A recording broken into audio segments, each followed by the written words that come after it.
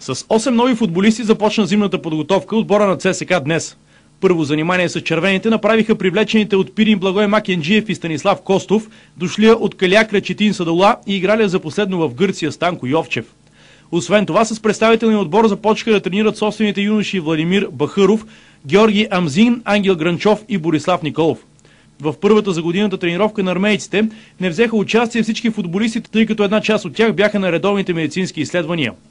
С отбора тренираха играчи, с които ЦСКА ще се раздели. В това число влизат нападателите Димитър Илиев и Дурмушали Саид Ходжа, както и вратаря Здравко Чавдаров, и тримата са спрягани за преотстъпване в Академик София.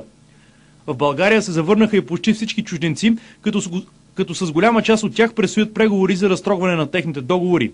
Това са Уилям Тиеро и Кристиан Тибони. Разговори ще се водят и с Лукас Трекаричи, който вероятно ще остане в ЦСКА, но ще бъде изпратен да тренира при юношите. Единственият сигурен чужденец, който напуска българска армия, е италианецът Марко Еспозито. Сутринта на стадион Българска армия се появи и Спас Делев. Нападателят обаче замина за Турция, където ще води преговори с руския Волга, където почти сигурно ще играе през новия сезон.